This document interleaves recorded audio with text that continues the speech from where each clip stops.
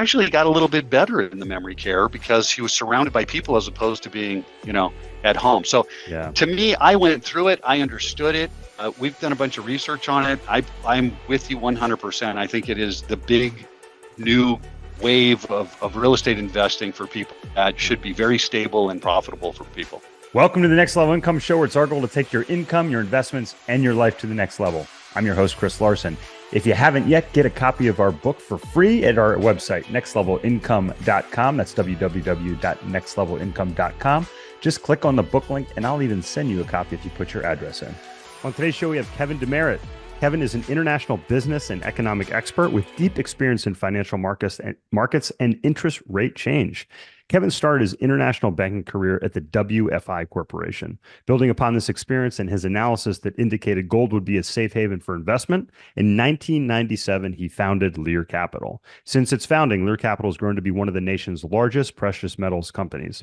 As an expansion of his professional footprint in the financial management space, in 2008, he co-founded Wilshire Finance Partners, a real estate investment firm. He's currently at work expanding on his book and looking ahead to predict how current events will affect the marketplace over the next 10 years. We're going to dive into what he sees over the next 10 years in today's show. Kevin, welcome to the show. Hey, great to be here, Chris. Thanks for having me. Oh yeah, I'm really excited for this conversation. It's funny during times where there's some uncertainty economically. It can be challenging for a lot of investors, but it certainly is more interesting than certain times. I know we have a lot of variables specifically in 2024, not just with interest rates, but also there's so many elections around the world, and with elections come some monetary stimulus in a lot of cases, and some other things. And we're going to get into, how hard assets, specifically gold, we'll talk a little bit about real estate today, respond to those moments. But Kevin, you have an interesting background. I'd love for you to share a little bit of it with the audience before we dig in here. When I first came out to California right after college, I was hired in international banking, and we literally set banks around the world for GE and larger companies, mostly import-exportation type of companies. And so in doing that, we always had to capitalize these banks with the different currencies around the world. And so we had a hedging problem. We would always have to hedge different currencies, and it became kind of a pain in the neck. So they put me in charge of trying to figure out, is there another type of currency that we could capitalize these banks in different jurisdictions with a different type of currency? So back then, there wasn't the euro, it was the French franc, and you had to deal with everything. I spent about a year looking at different currencies, and what I kept coming back to was that gold was a little bit more stable than almost all of the currencies. And through that year of kind of researching different currencies, including gold, came to the conclusion that gold was the best alternative. But not only that I was going to quit my job and actually get into the business of helping people understand gold, invest in gold and silver, and protect their portfolio, grow their wealth. So I got into this business almost on an accident 35 years ago, from going from banking to researching and starting a precious metals company. Wow. Well, you certainly put your money where your mouth is doing that. Yeah. And so I want to talk a little bit we have some in the audience that look, I count myself as that. I wasn't around when the U.S. came off the gold standard and the Bretton Woods happened. You mind sharing a little bit about what happened, where we came from as a country, because we used to have the gold standard, and I don't think a lot of people really understand what that is. And certainly we're as far away from it today as we have been during that time period. Yeah. So if you go back prior to 1933, the currency used was all backed by gold and silver, or was actually gold and silver. So if you pick up a St. Gaudens $20 gold coin, that's what we're using as $20, $10 Indians and Morgan dollars. People remember, especially if they go to Vegas, They used to be able to get the old Morgan dollars. That was the real money. In 1933, Roosevelt, because of the wars, was told by other countries, look, we don't want any of your paper currency, even though it is backed by gold. We want your actual gold. So in 1933, they basically confiscated gold. They said, hey, look, if you've got gold, bars or bullion, that people know today, which would be an American eagle or a bar of gold, you have to give that back to us for the $20. So everybody gave that gold back to the government. That was sent over to Europe. Everybody. But what you were able to keep was gold that was rare and unusual, which was the $20, $10 gold pieces. Interesting. So you got to keep that, and the bullion went away. And there was some pretty hefty fines. It was 10 years in jail, and back then $1,000 fine. So $1,000 in 1933 was a lot of money. From 1933 to 1974, it was basically illegal to own that type of gold. The government paid $20 in 1933. In about 6 months, they increased the price to $50, so they automatically pushed up the price from 20 to 50. That's where the gold price stood. And then after 1974, the government says, okay, we're not going to back any of our currency by gold anymore, but you're able to own gold now. So you're able to own gold at $50 an ounce if you were lucky enough to get in the first couple of days. And now the government, instead of having to back any currency by a portion of gold, was able to print money as much as they want without any kind of backing at all. And that's where we end today, which, Chris, becomes very important for people to understand, because when the government can print money that quickly, what investment gives you a correlation to how much money's being printed, which really means how much is your dollar falling. For every dollar the government prints, your dollar falls. And if you can find a big correlation to that, which is what I found in that year of studying, was there was a 92% correlation with the government debt and where the price of gold went. 92%, yeah. 92%. So, geez, if I go to Vegas and I had 92, if I invest in anything at a 92% predictability and correlation, it's pretty good. But we show everybody that in our information. Here's what it's been, and it's held up that way since 1974. So as you started adding more money in on the .com with Alan Greenspan, he kind of started this quantitative easing, and then go through Yellen and everybody that's been printing up this huge amounts of money and pushing up the debt has been pushing the gold price. And we see that correlation. We're off a little now. Gold really should trade at about $3,200 an ounce, and here we are at 2,000. But usually what you see the debt go way up and the gold price catch up to it. So that's extremely important, because when you have that correlation, you can also see when the gold price is too high. So if you look back in 2010, after 2008 crisis, the gold price got up to $950. It should have only been around $1,450 or $1,500. So we would tell people, look, go the opposite way. You got to sell that and now move over to platinum, palladium, something in the industrial side, because those are going to pick up as the economy starts to move back up. I know that was very long-winded, but that correlation to us is the most important to look at, because it has such a high probability of predictability to where debt is in the government. No, I appreciate that. I love that, and I'd love to hear a little bit more about how you guys come to that number, because I remember one of the things that, and this was, I'm trying to remember how many years ago it was now, probably 15-ish. You could probably tell me better than I can remember.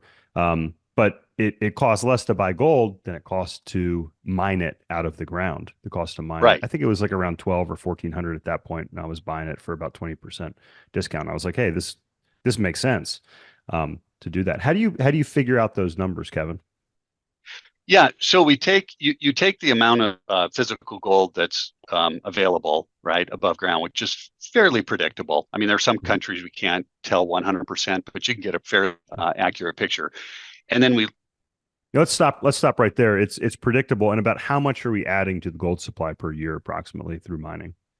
Around 2,200 metric tons a year. Okay. Yes, and that's been extremely stable. Yeah, that's been very consistent. I think that's important to note. Yeah. So if we understand those numbers and we understand how much gold, and we can calculate, obviously, how much the debt the U.S. government is, and we're just looking at the 34 trillion that they're showing us, not the unfunded liabilities, Social Security, all of that kind of stuff. We're just looking at the $34 trillion that's out there. And in our information, we can show people the formula. It's a little bit complicated to go tell you about, but if you know the amount of gold and what they've added, and you understand how much central banks are holding, which in the last 2 years, they've been on a record buying spree, then that's usually out of the market for 10 or 15 years at a time. They're not day traders. They're not buying and selling on a daily basis. So when we calculate those numbers together, it's extremely predictable where the price of gold should be based on the debt. So the debt in 2008 was around 8 trillion, and here we are at 34 trillion. Price of gold should be much higher. It is actually, it's up to 2,000, but in reality, it should be around the 2,200 or I'm sorry, 3,200 to $3,500 mark today. I think that's a great point. I think that's something I love to look at these long-term trends, because you can say, wait, where are we, relative to history? And, we might not get it right day to day, but, I like to bet, as I talk about in my book, on the rising tide. And my book talks about multifamily real estate, which is another hard asset. So I think, a lot of listeners of the show are familiar with real estate, but gold, silver, you mentioned palladium, platinum, these are also hard assets, right, Kevin? Even though they don't produce income per se. Do you mind talking about, kind of comparing and contrasting the two categories or two asset classes?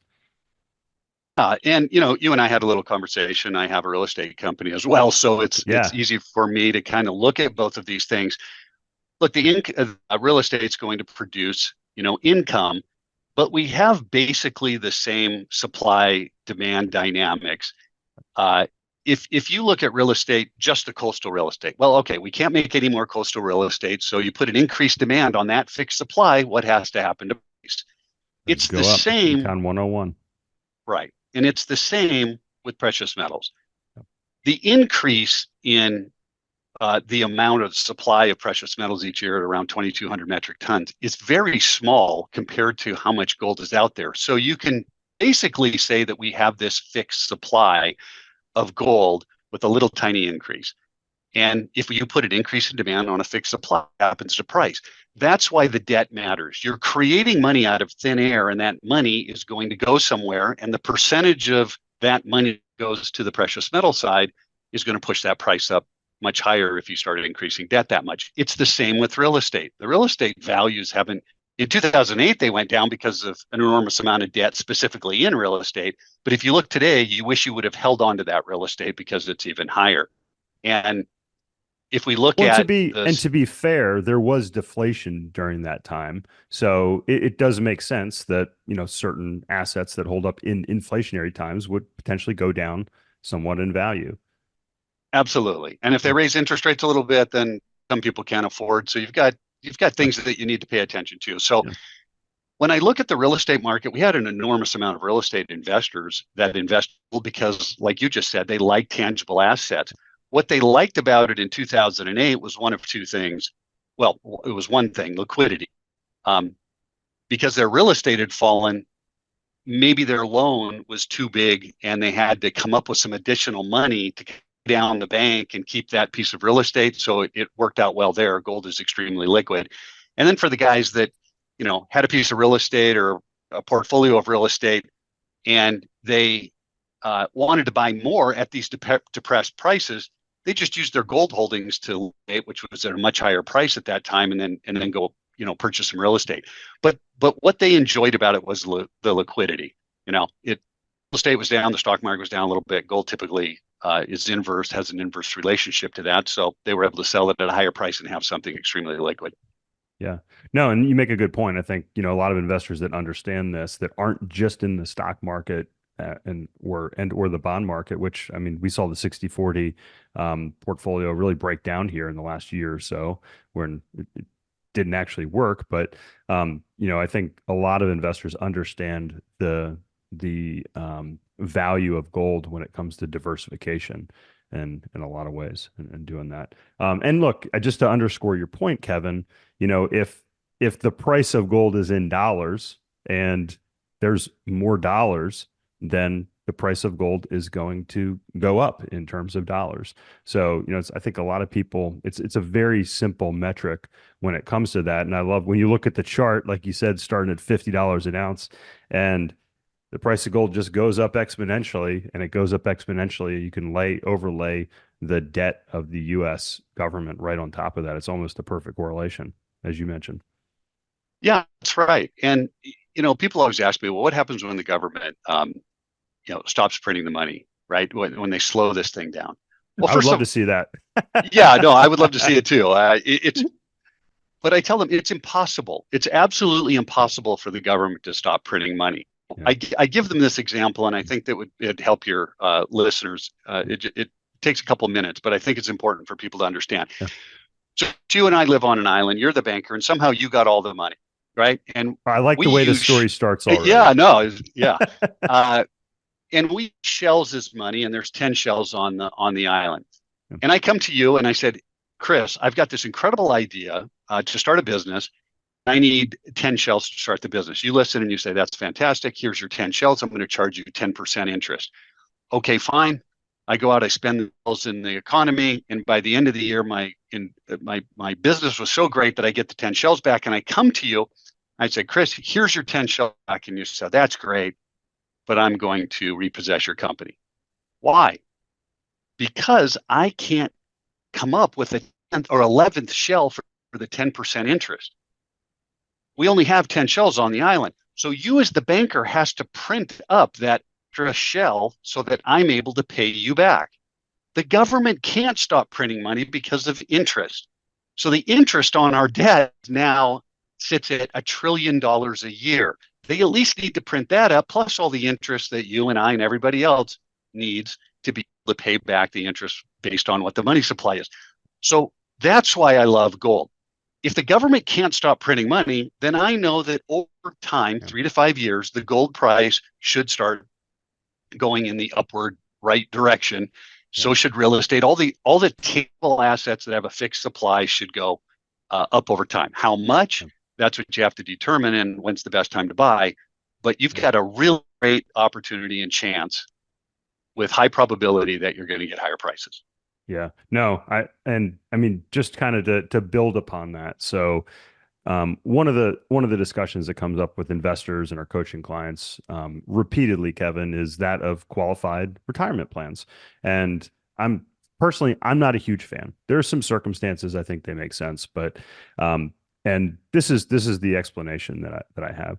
So, if you're going to invest through a qualified retirement plan, you're basically betting that your tax rate is going to be lower in the future, because if you invest $1 today at 10% and in 20 or 40 years after it accumulating, whether you pay the tax today, let's say it's 25%, or the tax in the future at 25%, you end up with the same amount of money. The only way you end up with more is if that tax rate's lower. And to me, I only see two ways for the tax rate to be lower. I make less money, or the government lowers taxes. Doing the math today, we need to raise taxes across the board approximately 50% to balance the budget and pay for, you mentioned, not just the debt, but our future obligations. So security, Medicare, Medicaid, there's multiple other things at the city and state level. So going into that headwind, Kevin, I know we can say, okay, we can print money, but is there an end game that, the dollar has to collapses, and in that scenario, and you can kind of talk about different scenarios, but how does gold perform then? Well, I think look, the government can't stop printing money. Okay, so that's not going to happen. I would concur. I don't really see how we get out of this, Right. And we talked about assisted living and things like that. So the demographics come out where the government has a decent opportunity to raise some money based on exactly what you just said. All of these retirement programs are usually IRAs or 401ks. Mm-hmm. And the people retiring, they're going to have to pay some money out of those plans. And there's trillions of dollars in those plans. So at 70 and a half required minimum distribution, you have to pay regardless if you want to or not. You're going to pay some tax. The government has an opportunity to grab some of that money back. To your point, what is the tax rate at that particular time? Where they make sense to me is if you have a match program with your business, right? Because that way I'm offsetting my taxes and so on and so forth. But a lot of times those retirement programs are probably not cracked up everything that they're cracked up to be, unless again you're using a matching or a Roth IRA if you qualify to be able to put money in there, but it kind of maxes you out at an income level. Yeah. So it depends on every situation, but I would agree with you on those.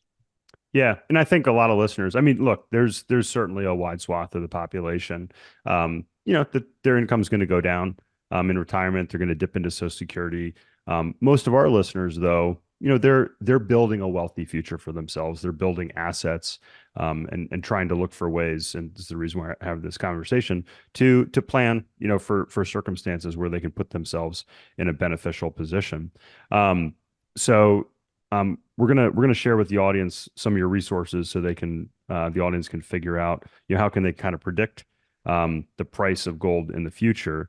I want to get into real estate. I want to talk about demographics. I think that's going to be super important for to predict some other things. But I would love to hear what your thoughts are on the future of the U.S. dollar compared to other currencies that are out there. Because some of I don't know whether you call it saber rattling that's out there. They talk about, oh, the dollar is going to lose its reserve status.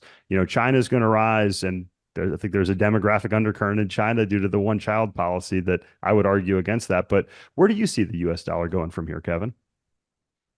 Are you a high-income business owner or professional earning $200,000-$300,000 or even more a year, but still feel like you're living paycheck to paycheck?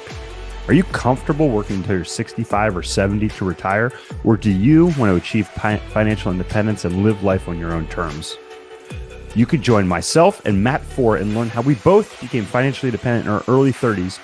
We will teach you how to make, keep, and grow your money, teaching you strategies to maximize your earnings, keep your income that you've earned through tax strategy and legal structures, and ultimately teach you how to grow it by determining your personal investing strategy, as well as teach you how to analyze investments so you can grow your passive income to the point to live life on your own terms. Our coaching clients reliably do this in 7 years or less. To learn more, check out our coaching program at nextlevelincome.com/coaching. That's nextlevelincome.com/coaching. I would be shocked if in 10 years, 12 years, that the US dollar is still the world's reserve currency. I really would. I look for tipping points on certain things, and I have to really track the currency because it has a lot of effect on the precious metals price. So when you see 5 countries, the BRICS countries, everybody getting together, you have 40% of the world's population with those 5 countries that would like to take down the US dollar with the BRICS currency, and they want to back some portion of it with gold. Even if it's a small portion, you're going to have an extremely strong currency with 40% of the population. And there were another 97 countries that were looking at that currency to possibly become involved, including Saudi Arabia, which has been an extremely strong partner with the petrodollar with us. Everything's got to be in dollars. And they were coming to the conclusion, hey, maybe this BRICS currency is a different way for us to do that. If that happened, you have 40%, pretty easy to get to 50% of the world's population. That's a tipping point to me where people say, okay, the US dollar or the US government has printed up enough debt. We want to start over with these currencies. Most currencies also, Chris, usually last about 70, 75 years on average. So if you look at history, the world's reserve currencies usually last around 75 years on average. That's kind of where we are. Yeah. And I know people would probably think, well, this time is different. I don't think so. There's too many countries out there looking for alternatives. We've weaponized the dollar against countries. We've done a lot of things with this dollar that I think are driving other countries to look for some more stable type of a currency without the kind of debt that the U.S. government has behind it. Yeah, that's a really good history lesson for a lot of people. And real quick, so the BRICS are Brazil, Russia, India, China, South Africa, and also you can include some Middle Eastern countries in there as well. And you mentioned the petrodollar, Kevin.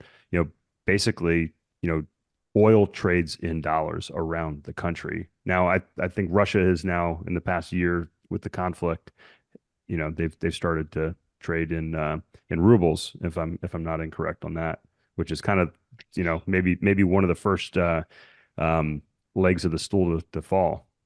Well, not only are trading in rubles, they're trading in rubles and gold, and gold. and Good to point. Yeah.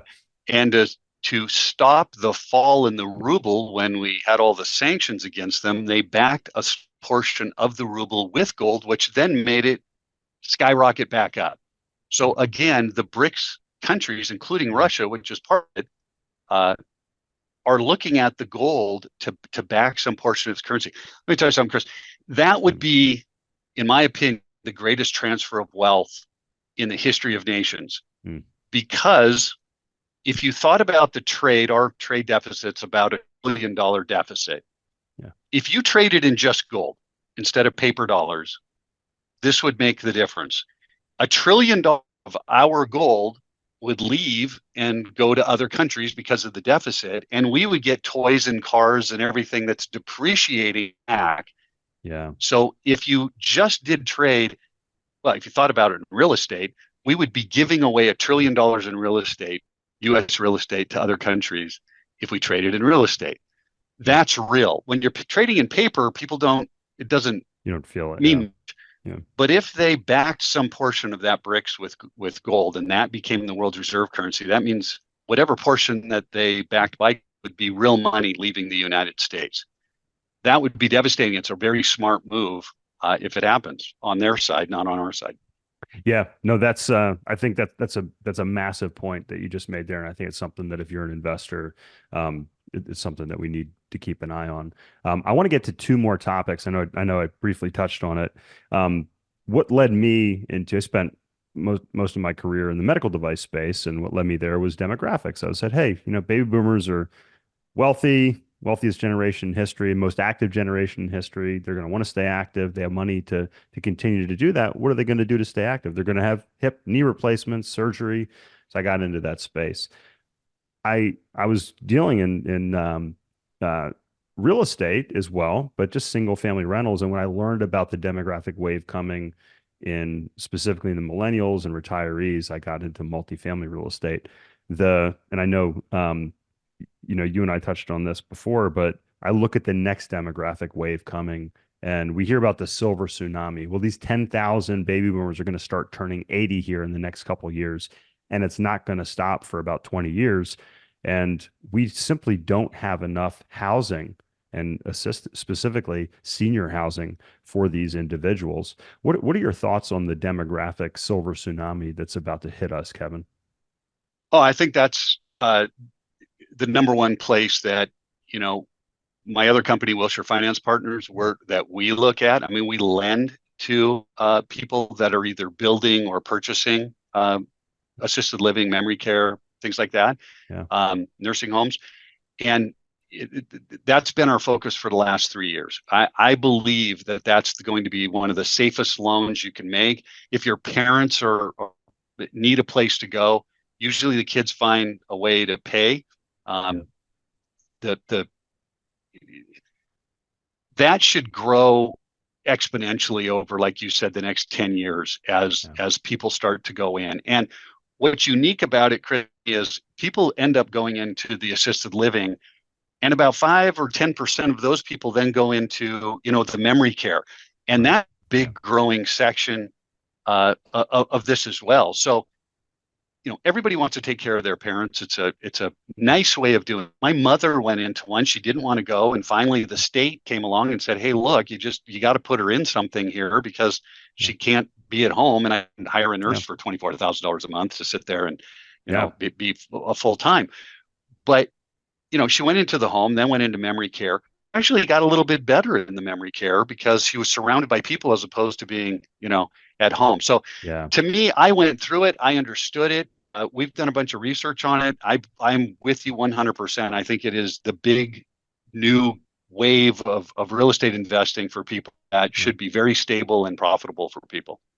Yeah, no, I concur 100%. I saw it. My parents both passed away, and I was the de facto child when my grandparents went through this. And I saw the same thing with my grandmother and my grandfather. I was talking to my friend's father, who's quite wealthy, and he's in the real estate space. And I mentioned to him senior housing, and he shook his head. He's like, people don't want to live in those. And I said, his name's Bob. I said, Bob, the thing you're you're missing is it's not do they want to, it's can they afford it? And as you mentioned, I said, Bob, you may be able to afford a nurse that comes in and takes care of you, but at 5, 10, 20, $30,000 a month, it's not affordable for most people. And we're going to have to find ways that are either innovative or collective to take care of these people. And I certainly think if you're listening, this is a space that you can look at and I believe is going to outperform over the next 1 to 2 decades, in my opinion.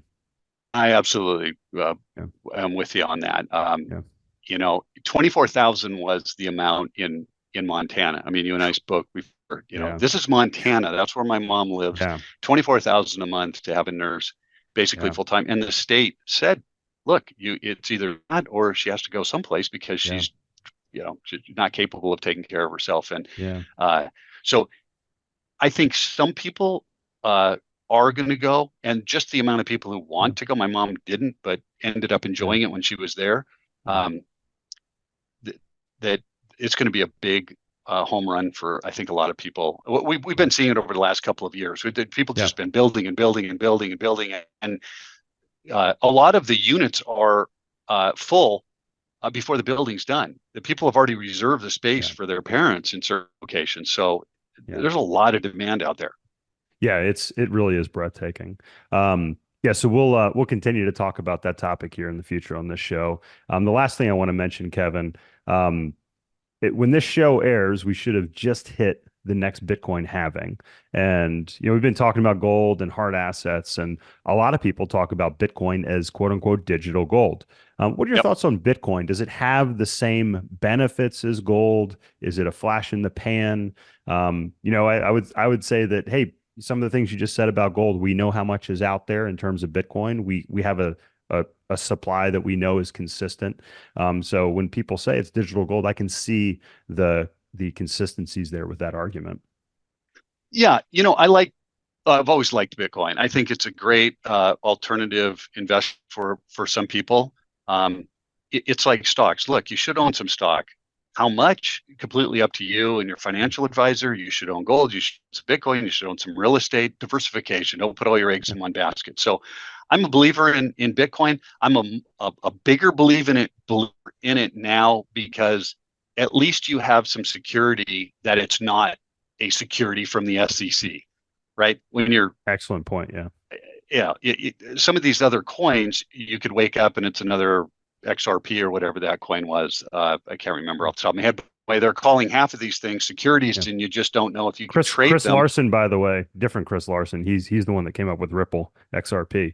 Yeah, He's got a couple extra zeros behind his net worth than I do, but just a little tidbit, little trivia yeah. there for you. Look at the nightmare that he has to go through. Is it a security or isn't it a security? Spending millions and millions of dollars trying to fight this thing. You just don't want to get caught up in it. Bitcoin kind of said, "Hey, look, it is not a security." So I feel much better on it and believe that with the new exchange traded funds and so on and so forth, that it's probably got a lot longer runway to a much higher price. I haven't really calculated it out, but I think for the younger generation, understand it a lot more. I kind of deal with people at about 45 and over, and about 45 and under seem to like the Bitcoin. So we have alternatives for everybody, I guess. Yeah, we just aired an episode right before this one on Bitcoin. So if you're listening, you missed that. You can compare and contrast the discussions between the two. But Kevin, I could talk to you all afternoon and on and on. We'd love to have you back on. But you have some fantastic resources for investors on your website. I think a lot of investors would be interested to find out that you can actually own gold, precious metals through IRAs and those sorts of things. What's the best way to get some of these resources from your company? Yeah, we have a special report on the gold price. We're making our prediction for 2024. We're also showing that correlation that I do about debt and the price of gold. In our opinion, the price of gold should be around 3,200 now. How to put it in your IRA, how to take possession of it, and I just love your program and the help and the education that you give to people. So we wanted to do something a little bit special for the program. So if people give us a call or go to the website that I'll give out, we will credit their account $250 just for calling. Awesome. They purchase, they can use that $250 for the shipping and the insurance to get the physical metal to them, or all of the IRA fees to start an IRA or move an existing IRA over to precious metals. So if they give us a call at 1-800-314-0723 or go to learinvest.com, Lear, L-E-A-R, invest.com, fill out that paperwork, and we automatically know that it came from the Next Level Income program with you, Chris, and we will automatically credit the account. Awesome. So one more time, that was 1-800-314-0723 and learinvest.com. We're going to have all that information in the show notes. So if you're listening, if you're driving, you can check that as well. Kevin, this has been a wonderful conversation. I appreciate all the insight you've given to our audience, and we look forward to having you back on the show at some point here in the near future. Yeah, thanks for having me, Chris. Appreciate it. Hey, Chris here again. I hope you found this episode valuable. Now, I have one more thing to gift you. We have a page for my coaching clients where you can get a free copy of my book, as well as much more from previous guests on the show. Just check out nextlevelincome.com/coaching to get a free copy of my book, audiobook, and much more. I'll send you a copy of my book and cover all the shipping costs as a thank you for listening to the podcast. Also, please like, share, and take just 90 seconds to give us a rating on Apple Podcasts.